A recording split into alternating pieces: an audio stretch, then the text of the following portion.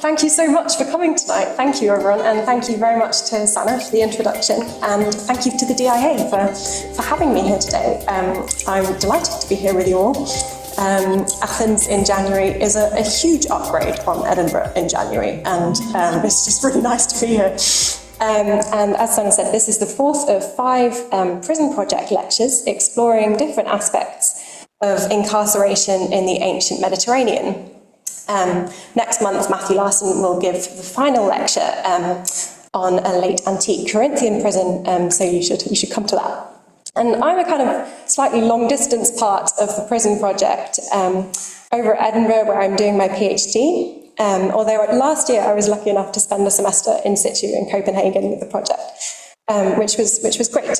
And like the other members of the project, I research ancient Mediterranean incarceration. And as those of you who have been to the 3 lectures previously in this prison project series will know, the project takes a broad and interdisciplinary approach to the study of incarceration in Mediterranean antiquity. And my research for this project has largely focused on textual sources, which also form the basis of my own doctoral project. And specifically, my focus is the literary record of pre-Constantinian Christianity concerning incarceration during the first 3 centuries AD, more or less, when Christianity at various times and places kind of came under state pressure. And I am especially interested in texts authored by or purportedly authored by early Christians while they were incarcerated, and kind of the construction of meaning around those experiences by the incarcerated themselves and by their communities. These sources are interesting, perhaps not primarily for the hard historical evidence they give us of ancient incarceration, but for what they tell us about the impact of incarceration upon early Christianity, which I think would be hard to overstate. Many of the most important early Christian figures spent time in prison, and their ministry, their thinking, and their literary output was significantly determined by this experience. And it's this literary output that will be the subject of this lecture today. The early Christian texts that were authored in prison or from a situation of incarceration form a kind of eclectic corpus, a mixture of well-known texts and some almost unknown ones. And these texts are kind of tried to vaguely chronologically illustrate this. So we have at least 2 of the New Testament letters written by Paul, the letters to the Philippians and to Philemon, although depending on your views on Pauline authorship, we could also include up to 3 more, Ephesians, Colossians and 2 Timothy. We have early 2nd century 7 letters by the Syrian bishop Ignatius, written admittedly not from prison, but from prisoner transit on his way to Rome, hence their inclusion here. We have the early 3rd century diary of the North African martyr Perpetua, allegedly written by her in prison and narrating the incarceration of herself and several others in anticipation of their executions in the arena. And fourth, we have the mid-3rd century correspondence of various sets of prisoners with the bishop of Carthage, Cyprian, including 2 letters from Carthaginian prisoners, and we have 1 from some Roman prisoners, and then we have 3 from prisoners in different mining complexes in North Africa. And finally, there's the letter of the martyrs Montanus, Lucius, and several others, written as an account of their imprisonment. So we have then perhaps 20 documents-ish, greatly varying in length, in content, tone, and linguistic quality, which claim to be written from prison or from a situation of incarceration from this first 3 centuries AD. Obviously, after Constantine, Christians are largely no longer imprisoned on religious grounds, and they get busy imprisoning everybody else. But I'm not going to get onto that today. In consciously producing and preserving writings from prison, early Christianity seems to have been something of an anomaly in Mediterranean antiquity. Of course, other ancient Mediterranean prisoners did write things. They wrote letters from jail, they wrote graffiti on the walls or the floors of their jail, but such writings were usually short and to the point, generally to the tune of, "Get me out of this terrible place before I die." And these kind of documentary texts in the form of papyri and graffiti were introduced by Mark Lettany in the first talk of this series, and they'll be further explored by Matthew Larson in our final lecture next month, I think, sneak preview. And such writings bear little resemblance to a text of the length and the breadth of, for instance, Paul's letter to the Philippians, though they share themes of life and death and need. On the other kind of end of the literary spectrum, we do have one reported instance of a writer producing high literature in prison. According to Gellius, the satirist Naevius apparently wrote 2 plays while in prison in Rome in the 3rd century BC, but this is a rare exception. Not a lot of literature was penned in jail. And the early Christian prison texts are not high literature, but compared to the average prison letter, they are relatively long. They're sometimes quite sophisticated documents that must have been expensive to write. And to a varying degree, they take imprisonment as their theme and their impulse, often displaying an attempt, quite unusual in Greco-Roman society, to valorize and validate, philosophically speaking, the experience of incarceration. Or, if some of these letters are forgeries, then they were forged to look as if they were written from prison, to give them an extra air of drama and authority. And in some ways, this would be even stronger evidence of prison's place in the early Christian imagination. So, why this anomaly? How did these early Christian prisoners have the means and opportunity to write such texts? And what was their motivation? These are the questions I will attempt to at least begin to answer in this lecture. I'll be starting with the material context, looking at what we know from combining the text's internal evidence and the archaeological record, or what we can guess of the circumstances that prompted the writing of these documents. Some of the texts give a lot of information about the circumstances of the author's imprisonment, and some of them very little.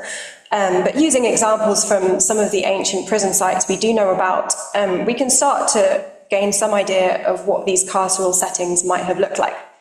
And here I'm particularly interested in how early Christians wrote from these difficult and challenging environments, and how they ensured their work saw the light of day. So here I listed 20 potentially prisoner-authored documents. I'm not going to talk about all of them tonight, we would be here all night.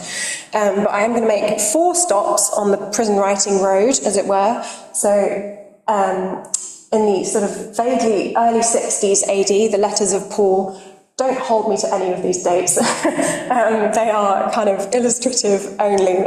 Most of them are kind of best guesses by historians. So first we have the letters of Paul, then in the early 2nd century, the letters of Ignatius, early 3rd century, the prison diary of Perpetua, and finally the letters of Lucianus from a Carthaginian prison. So let's start then with Paul's letters from prison, Philippians and Philemon. How were these texts written and delivered? In Philippians, Paul describes himself as incarcerated in a praetorium, which is the large administrative complex of a Roman governor or general, as many of you will know. Praetoria often included prisons as part of their sort of complex. And so by way of illustration, this 4th century praetorium in Tiberias has 2 small cells. You can see one of them here, which we think were likely a prison, as they have these kind of small windows that open out to the street level, through which a small parcel of food or clothing could be passed, or a conversation could with some difficulty be held. Paul generally seems to have used scribes in his letter writing, in which case the scribe might have sat outside the window taking dictation if they weren't able to enter the narrow cell. A prison site at Lambaesis, a military prison, which Matthew Larson and Mark Lettany have recently published on, has similar small windows in this kind of thick wall reaching out to the street, and it has very noticeable signs of wear on the inside, where prisoners' hands would have reached towards the opening to receive supplies or to pay money to the visitor. This is me demonstrating in Tiberias. From the outside, I was worried that if I got in there, I would never get out again. So these were hardly ideal writing conditions, but Paul, who seems to have been relatively well supplied with resources and visitors while he was incarcerated, could conceivably have composed and dictated a letter like Philippians from such a place. The 2nd century bishop Ignatius, on the other hand, did not write from a jail cell, but from prisoner transportation, under a guard of Roman soldiers whom he describes unflatteringly as 10 leopards. Okay, so this is Ignatius's route. Ignatius and his captors took a long and quite circuitous route to Rome, by land from Syrian Antioch to Smyrna via Philadelphia, and then either by land or sea to Troas, and then by sea to Neapolis, today's Kavala. And then from there, he assumes, and we assume, he went on by sea to Rome. And the transportation of prisoners, sometimes over huge distances, seems to have been a common sight in the Roman Empire. Here we have two early visual depictions of the transportation of prisoners. Ignatius, like these images, claims to have been transported in chains, and thus his bodily mobility would have been restricted, but he does have extensive human resources at his disposal. Members of each of the churches that he addresses his letters to visited him on his journey, perhaps acted as his scribes, and certainly couriered his missives for him. The early 3rd century Passion of Perpetua and Felicitas is one of the first allegedly prisoner-authored texts to describe the conditions of incarceration in detail. Its author, the nobly born North African martyr Perpetua, is incarcerated along with several companions in a jail with at least 2 chambers, one described as dark, airless, overcrowded, and apparently without access to the outside world. And the other kind of better part of the prison, in which she's able to breathe, she can breastfeed her child, and she can communicate with her family members who are not incarcerated. So this setup strongly suggests the kind of typical dual chamber structure of prison we find all over Greco-Roman antiquity. So sometimes this consists of an inner and outer prison, as we find in, for instance, Pompeii, whose civic prison has 2 chambers with a connecting doorway. This is the outer prison, which has, you can see, small windows and a door opening to the outside world, and presumably kind of relatively easier access for visitors. And the inner prison, this is the outer prison looking in towards the inner prison, which has no direct access to the outside. It's completely dark inside. It's very cold, very damp. The prisons in Greco in North Africa, and I think in Corinth as well, which you'll be hearing about next month, are arranged on similar lines. And alternatively, we have the upper or lower prison model, which the most famous example of which is the Mamertine, or the ancient Tullianum in Rome, in which a relatively airy upper prison is connected via a manhole to the lower prison, which is little more than a pit or a dungeon. And nobody would be getting any letters or diary entries out into the world. Sorry. So I think Niels, when he was here, he showed you his model, this beautiful model of the prison at Cosa, which is another upper or lower prison. And so access to the better part of the prison, as Perpetua puts it, would have probably been a necessity for written communication. On to our final stop on the prison road. The correspondence of the mid-3rd century North African bishop Cyprian contains a variety of prison writings. And today I'll be concentrating on 2 letters written by the martyr Lucianus from a Carthaginian prison. In the first of these, he describes their incarceration in 2 cells where they are to die by hunger and thirst, from which we can infer, like this, perhaps an inner or a lower prison without access to visitors and supplies. And the author Lucianus, like Perpetua, reports that we were crammed together and the resultant heat was so overwhelming that no one could endure it. Lucianus names some 13 martyrs who died of starvation in the prison, plus another 4 who have died under torture or from some other cause while in prison. The surviving prisoners appear to have since been transferred to a better part of the prison, as Lucianus describes it, into full daylight, which has allowed for the composition of this letter. I would also really like to talk, if I had 3 hours, I would love to talk about the final letters of the Cyprian collection, which were written from heavy metal mines. Instead, I recommend that you go and read Matthew Larson's article, Carceral Practices and Geographies in Roman North Africa, for this really fascinating subject. So, letter writing from prison, as imagined here by a 19th century artist, was thus possible under certain circumstances, but that doesn't mean that it was easy. Indeed, all ancient letter writing, whatever the location of the author, was an onerous activity, constrained by monetary costs of writing materials and scribes, And imprisonment undoubtedly added an extra barrier to written communication.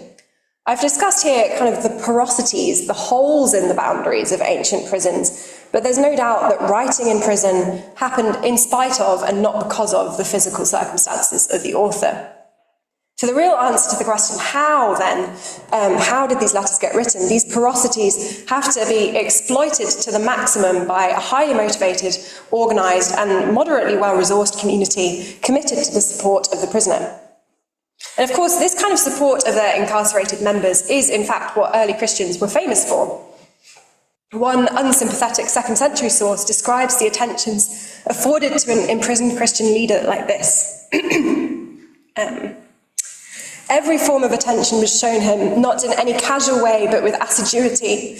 And from the very break of day, aged widows and orphan children could be seen waiting near the prison, while their officials even slept inside with him after bribing the guards. Then elaborate meals were brought in, and sacred books of theirs were read aloud. This source attests to a motivated human infrastructure, easily able to overcome the nominal boundary between the prison and the outside world. And this is, of course, a major difference between ancient and modern prisons, in that in antiquity, the boundary between the prison and the outside world was much more porous than they generally are today. Modern prisons are essentially isolationary. They're often on the margins of urban areas or quite rural areas, with limited opportunities for contact with the prisoners' friends and families. In the ancient world, however, isolation wasn't the primary carceral logic upon which prisons operated.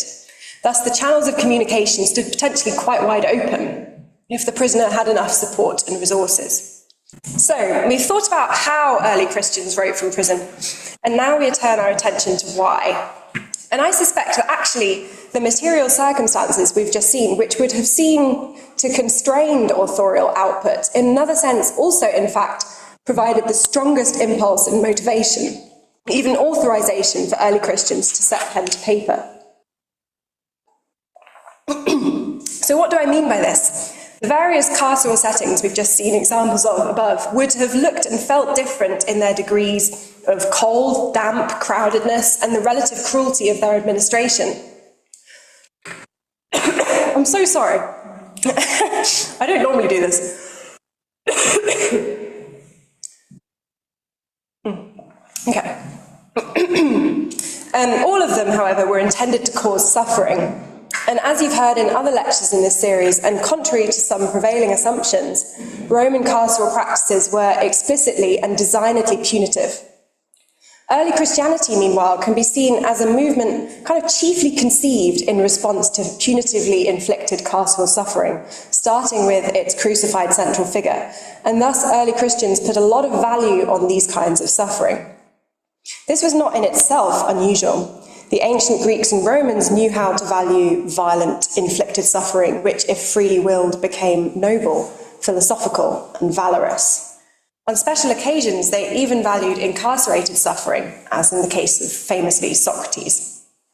However, imprisonment was, to the Greco-Roman mind, at best a problematic way to prove one's valorous philosopher status.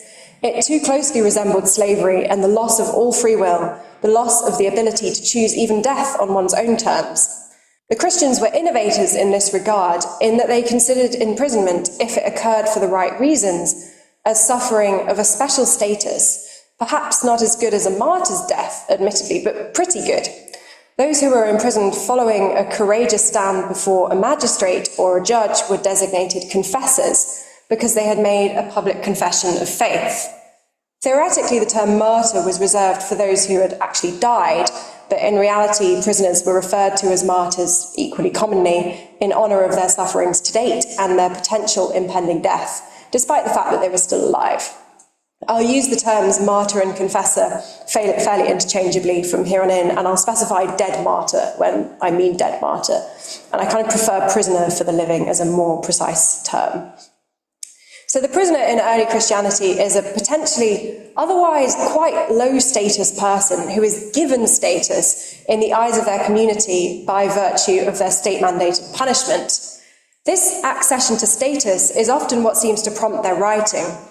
With the exception of Paul, all of the imprisoned authors we'll look at today seem to have written only while in captivity, or at least and this would be just as significant, these are the only writings which were thought to be worth preserving. We can find interesting parallels with this phenomenon in the writings of modern political prisoners. Writing in prison is a very well-recognized coping mechanism for the depersonalizing reality of incarceration. Brighton Breitenbach, who's a South African political prisoner of the apartheid era, says this: "Writing for me becomes a means, a way of survival. I have to cut up my environment into digestible chunks. Writing is an extension of my senses." One of Breitenbach's commentators suggests that prison writing is a back translation of daily suffering into one's own higher vision of the self. But depending on the prisoner's own consciousness and that of their community, it may also be more than that.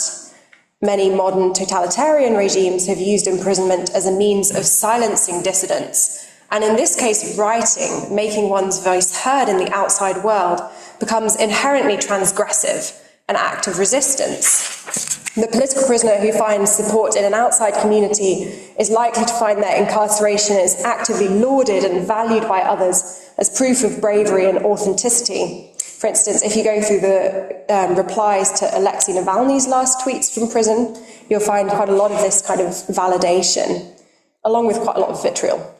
In the case of the political prisoner with global recognition, the text penned in prison may gain a kind of cult status, as in the case of Mandela's autobiography, or of Martin Luther King's letter from Birmingham jail, deliberately so titled to evoke the imprisoned Apostle Paul.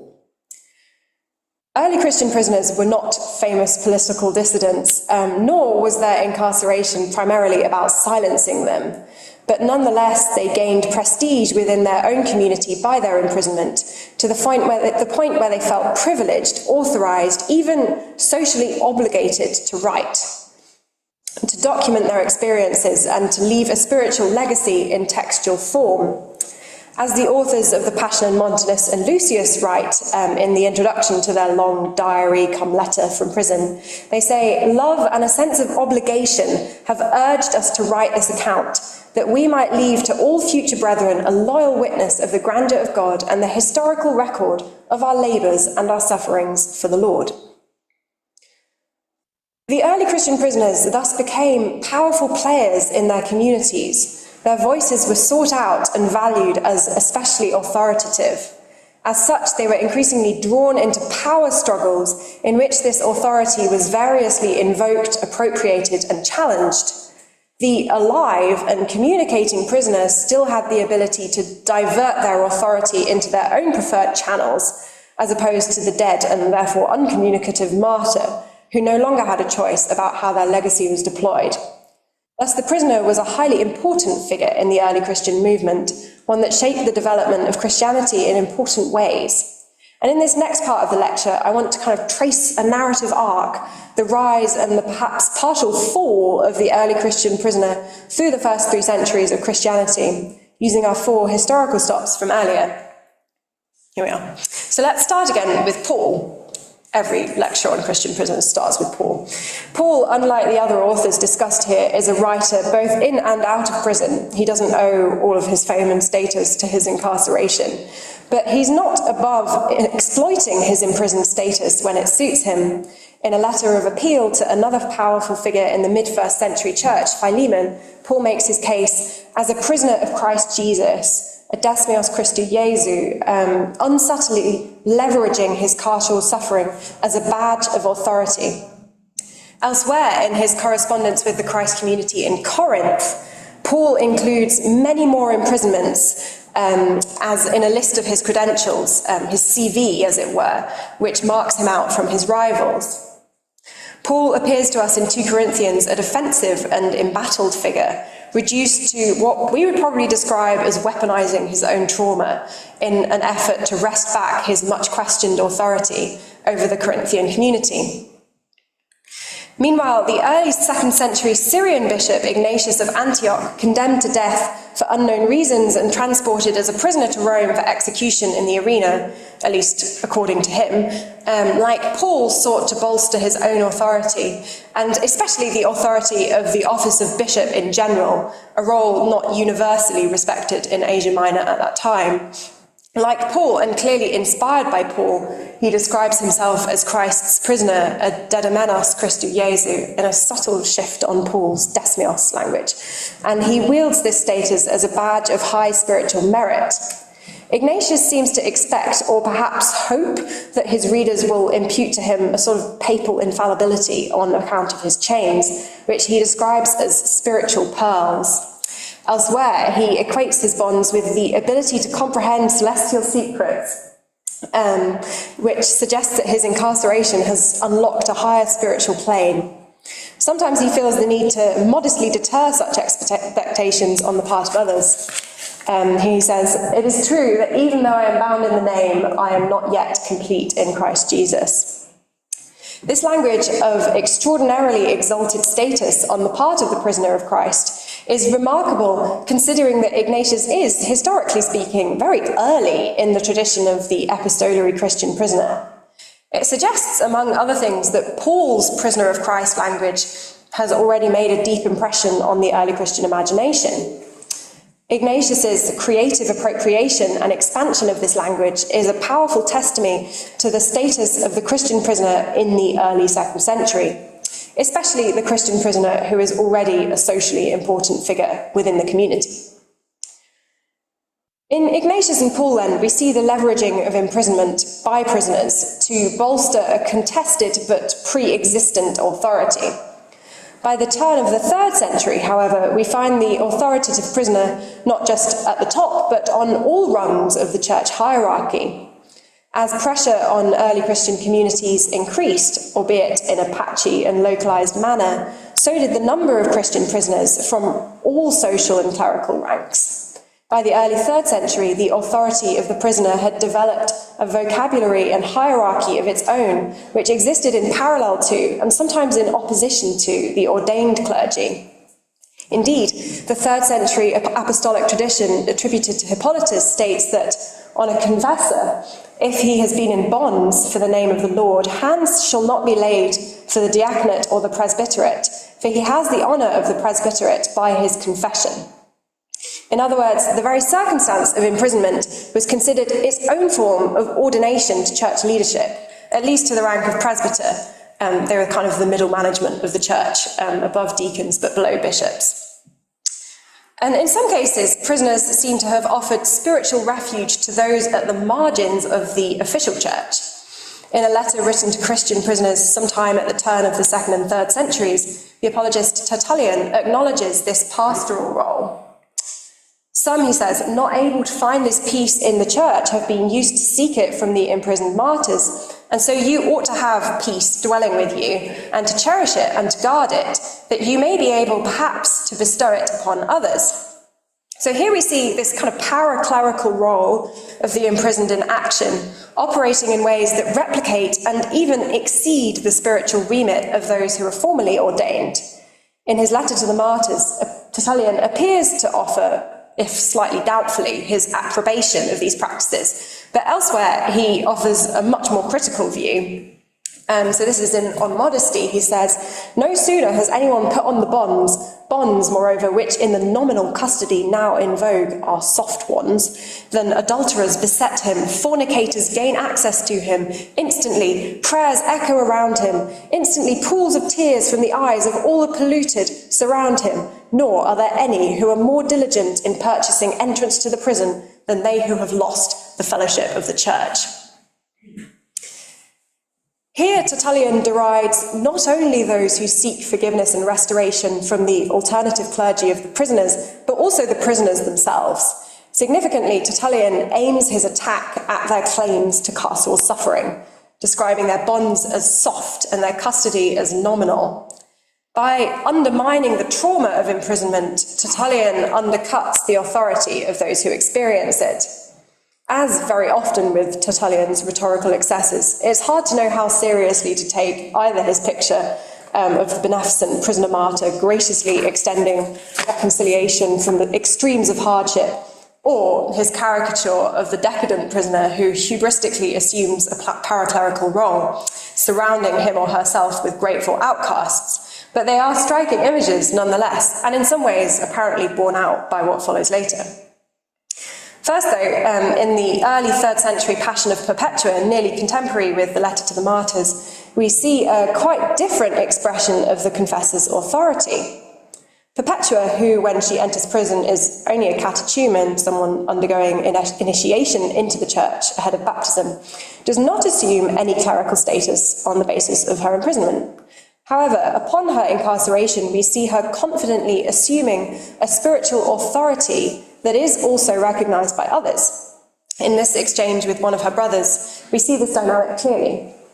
This is a modern artwork of Perpetua and Felicity. I kind of like it. So her brother says, "Lady sister, you are already in great esteem, so much that you might request a vision, and it would show you whether to expect suffering or acquittal. And I, who knew that I could speak with the Lord, from whom I had experienced such great blessings, I confidently promised him, saying, I shall report back to you tomorrow."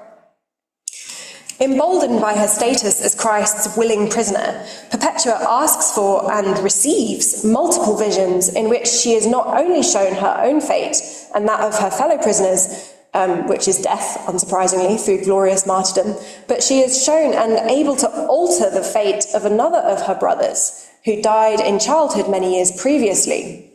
Through her prayer and her visions, Perpetua sees this younger brother transferred from an afterlife of misery and suffering to one of ease and peace. Thus her role as reconciler is exercised, but interestingly only on behalf of the dead, not as Tertullian would have it, the living sinful. From these different sources, we can draw some important conclusions about the status of the prisoner in the late 2nd and early 3rd century. First, the authority of the prisoner had overspilled and was viewed by some as a rival to the authority structures of the church. Second, this authority was widely recognized but variously interpreted. And third, not everybody was happy about it. The final stop on our journey of the authoritative prisoner will be to the year 250 and almost unknown figure in the annals of early Christianity, the prisoner confessor Lucianus. Lucianus is in Carthage, in prison, along with several others. Nearly 20 of his companions have died in prison already. In the first and the longer of his letters, Lucianus writes to a friend, Celerinus, in Rome. Celerinus has a problem. 2 women, who he calls sisters, Numeria and Candida, have succumbed to the pressure imposed by the Decian Edict of 250, which required all citizens to offer sacrifices to the Roman gods. The Christians responded in various ways to this demand. Some, like both Lucianus and Celerinus, resisted the order and were imprisoned to try and break their resistance. But many more, it seems, like these 2 women, Numeria and Candida, complied with the imperial demand and, in so doing, alienated themselves from the church. And here we seem to have an example of what Tertullian warned about 50 years previously. Rejected by the official church structures, Numeria and Candida, via Celerinus, seek spiritual refuge in the prisoners, whom they see as having the power to issue absolute forgiveness. Fortunately for them, Lucianus in Carthage is very willing to do so. And this fascinating letter bears quoting at length, so I hope you will bear with me. So Lucianus writes this: "Every one of us whom the Lord has deigned to call away in this time of great tribulation, we have altogether issued a joint letter granting peace, i.e. forgiveness, to everybody together. This decision we made when, before our present state of distress, we were ordered to die by hunger and thirst in accordance with the emperor's command. We were shut up in 2 cells, but the emperor achieved nothing by the hunger and thirst. Moreover, we were crammed together and the resultant heat was so overwhelming that no one could endure it. But now we have been brought up into full daylight. And so, my very dear brother, send our greetings to Numeria and Candida. We grant them peace in accordance with the command of Paulus and of the other martyrs whose names I add, long list of names. Bassus died in the mines, Mepalicus under interrogation, Fortunio in prison, Paulus after interrogation, Fortunata, Victorinus, Victor, Herennius, Credula, Herida, Donatus, Firmus, Venustus, Fructus, Julia, Martialis, and Ariston, all by God's will, starved to death in the prison. You will hear that we too will be joining their company within a matter of days, for it is now 8 days up to the time that I write to you since we have been shut up again. And for the 5 days previous to that, we received but a small amount of bread and a ration of water." To me, this is one of the most interesting letters in the whole prisoner corpus. In it, we see the culmination of the authority of the prisoner, but also its moment of greatest challenge. This Lucianus is not a socially elevated or even particularly literate person. However, from a situation of severest incarceration, in which he claims he is being starved to death, he writes a quite lengthy letter full of confidence and in its own way eloquent with authority. He sees himself and his fellow prisoners, both the living and the dead, as fully authorized to offer reconciliation to those who have been alienated for failing to do exactly what the prisoners themselves have done at such great personal cost. Their authority, the prisoners' authority, is synonymous with their imprisonment. They are those whom the Lord has deigned to call away. Like Perpetua, they see their incarceration as a spiritual privilege to be deployed, if possible, on behalf of others. Lucianus's poignant description of the suffering of the prisoners is tightly interwoven with his assertion of their collective authority to grant peace. For Lucianus and his correspondents, suffering is authority. Though he does not say so in these terms, Lucianus seems to view his authority as comparable with that of the ordained clergy. Issuing forgiveness is a role otherwise confined to the bishop and his clergy, and unsurprisingly, Cyprian, the bishop in Carthage, views Lucianus's actions as a challenge and an affront to his own episcopal authority. Unlike the Carthaginian prisoners, Cyprian does not think that those who have offered the Roman sacrifice should be admitted quite so readily back into the church's fold. However, this was an unpopular policy when the prisoners, who enjoyed such a high degree of popular authority, had generously offered forgiveness to all and sundry. In the coming months and years, these unauthorized, imprisoned paraclergy will issue many such certificates of peace as they come to be known. And this will pose an enormous challenge to Cyprian, who will pursue multiple strategies to try and control the traffic. In some instances, he will appeal to the prisoners to try and get them on side because he knows that their support would be a powerful social cachet. Where this fails, he will, like Tertullian, attempt to undermine their authority by undermining their suffering.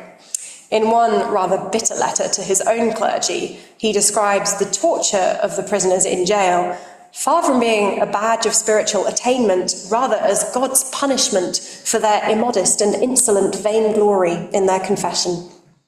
Elsewhere, he diminishes the achievement of imprisonment by equating it with other less extreme perils like exile or financial penalties, or even the simple willingness to suffer. If all of these trials constitute confessorship and martyrdom, the distinction of the prisoners and therewith their special authority is consequently diminished. And finally, as Alan Brent argues, Cyprian challenges the practice of ordination by confession, ensuring that any appointments of confessors to clerical roles are made solely on his own authorization and to relatively low-ranking roles. Tellingly, by the 4th century, the convention of ordination by confession had been reversed. The 4th century apostolic constitutions describe anyone who attempts to snatch to himself any such dignity on account of his confession, that is, his imprisonment, as worse than an infidel. Thus, the prisoner's power, so ascendant through the 2nd and early 3rd centuries, did not go unchecked. Unlike the more useful dead martyr, who could no longer leverage their own authority as they wished, and whose social prestige could be appropriated by others, the prisoner was a problematic symbol of redemptive suffering, precisely because they had the potential to challenge, whether deliberately or otherwise, the structures of the church. The image I want to leave us with today is of a prisoner-authored document that does not number in the list I've discussed today, a document which apparently proliferated in antiquity, but of which no extant copy remains, a document lost to history on account of its simultaneously quotidian and subversive nature, the Certificate of Peace, or Libellus Pacis, signed by the prisoners and issued to the alienated Christians who had offered the Roman sacrifice and were now desperate for readmission into the church assembly. Perhaps intentionally, the language of these documents echoed the libelli issued by the Roman authorities, of which we do have examples, confirming that a person had sacrificed and thus met the religious and political requirements of the state. The Christian prisoner Libelli offered, controversially, a similar confirmation of acceptance, but within the church community. The Libelli Parches, these coveted and contentious prisoner-authored texts, thus offer us, in microcosm, an image of the widely recognised but deeply contested power of the prisoner among the mid-3rd century Christian communities. It encapsulates the significance of the incarcerated person in early Christianity, a significance to rival bishops and the most celebrated thinkers of the early Christian movement. It offers a picture of how Christianity was indelibly marked by the actions and the agency of the incarcerated. We return to Paul in his cell. Early Christians valued carceral suffering in ways that most of their contemporaries, for various reasons, did not. Thus, the early Christians created the confessors and the martyrs, who by their carceral sufferings became the incarnation of early Christian values. However, as these people became more numerous and their deaths were not always swift and certain, a paradox emerged. The living martyr, the imprisoned communicative Christian, conscious of the authority this gave them and using it to their own various ends. The prisoner emerges as a problematic and potent figure in the literary record of early Christianity. Thank you very much.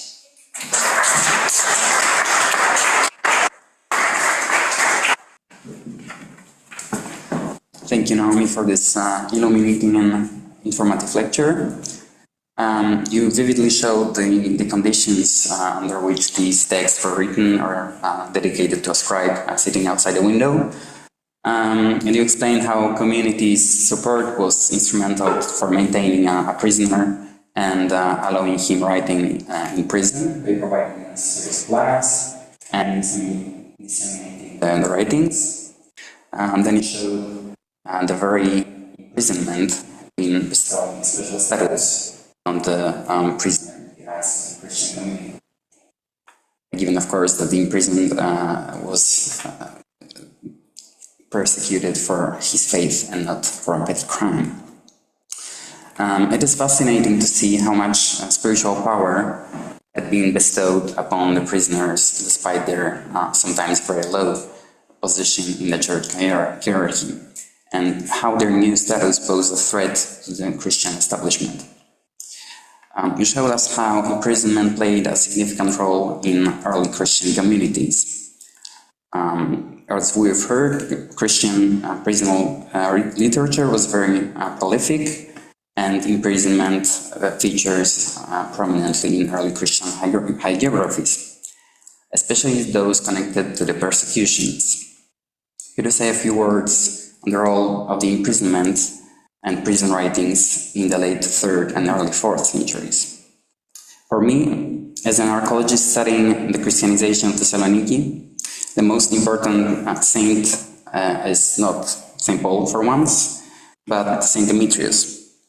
According to his martyrdom account, he was a Christian military officer who preached the teachings of Christ in the city Agora.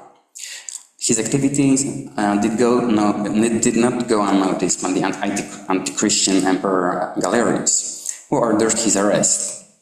Interestingly, he was not placed in the city's prison, despite Thessaloniki being one of the imperial seats. Instead, for reasons of proximity, Demetrius was confined in a heating room of a nearby public bath, where he was later executed.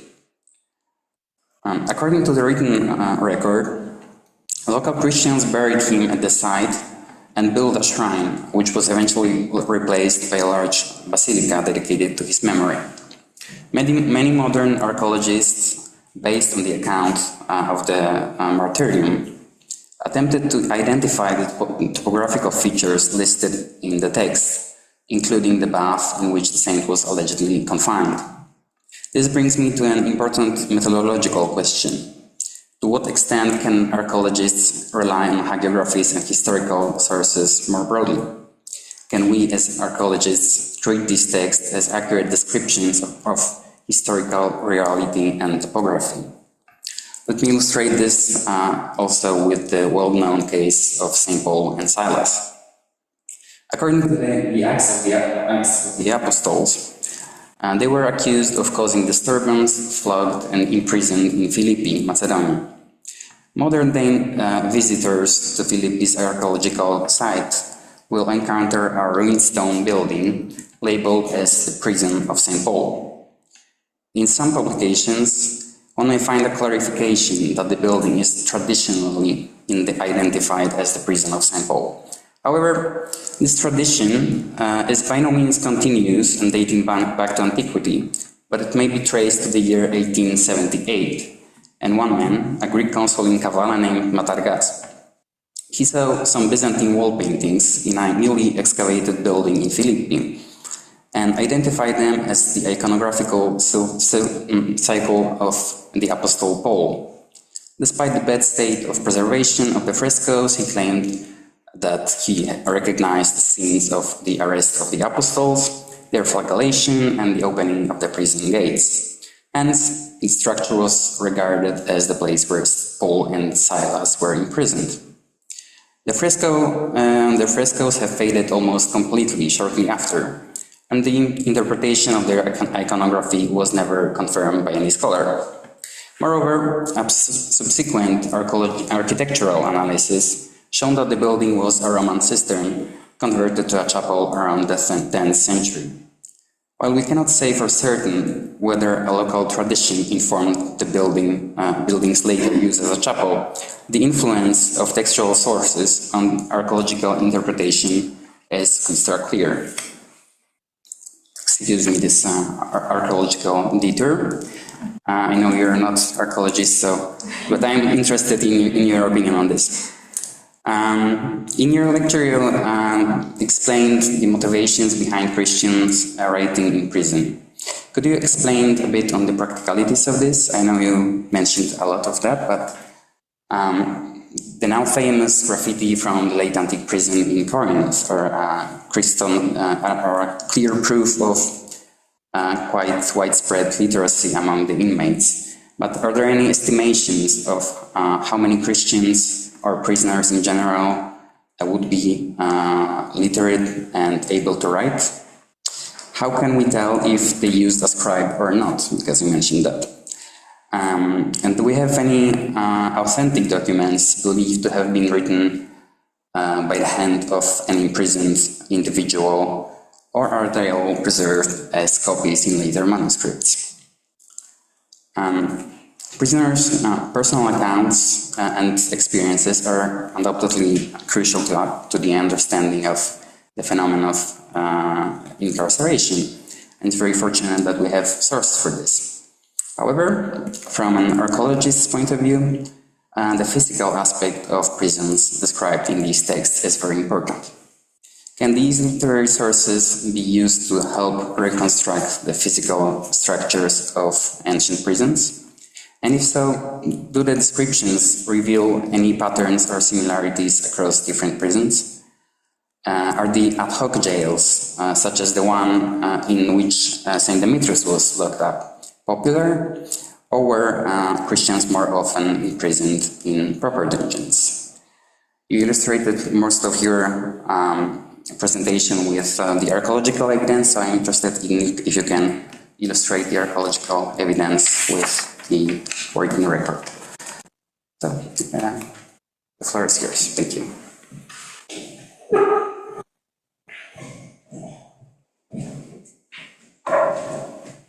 Thank you very much, Dominic, for your response. I will try and kind of address some of your very sensible questions now, and then I think we'll get on to Q&A.